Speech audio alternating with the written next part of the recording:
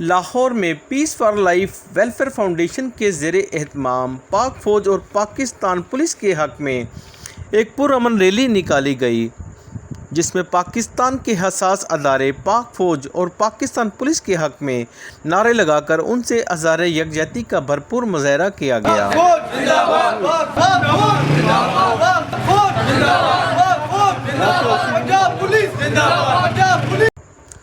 اس موقع پر صدر پیس for life welfare foundation کے صدر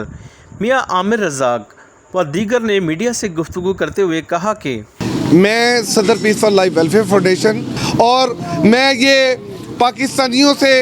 جو ہمارے پاکستان میں رہنے والے اور پاکستان سے باہر ہیں، اور میں یہ بتانا چاہتا ہوں کہ پاکستانی فوج کا آج بھی بلند نام ہے، اور اللہ اور نبی کے بعد پاکستان فوج صفِ اول میں ہے۔ اور ہمارے جو احساس دارے ہیں، ہماری جو پاکستانی پولیس ہے، پنجاب پولیس کے جوان یہ زخمی ہوئے ہیں، یہ شہید ہوئے ہیں، اور درد دل رکھنے والے ہر پاکستانی کا یہ فرض ہے کہ جس طرح میں اپنے platform peace for life سے نکلا ہوں، اپنے بچے، اپنے دوست، بھائی، محلے دار اور میرے معزز دوست جو اس سول سوسائٹی کے لوگ بھی ہیں، وکلا بھی ہیں، بزنس مین بھی ہیں، اور میں پاکستانیوں کو یہ پیغام دینا چاہتا ہوں کہ میری طرح آپ پاکستان فوج کے ساتھ شانہ بشانہ کھڑے ہیں۔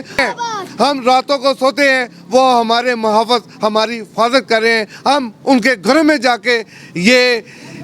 انہونیہ واقعہ جو ہم اپنے ذہن میں تصور بھی نہیں کر سکتے تھے کہ ہمارے اپنے بھائی جو انتشاری پتہ نہیں یہ دشمن کا ہاتھ ہے پیچھے، اس کی تحقیقات ہونی چاہیے، اور پاک فوج کے ساتھ ہمارا ہر بچہ، ہر نوجوان، ہر بزرگ، ماں بہنیں ہماری سب پاک فوج کے ساتھ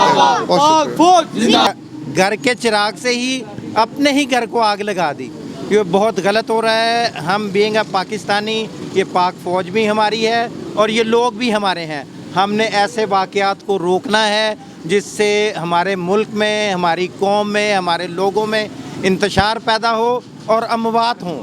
اس چیز کو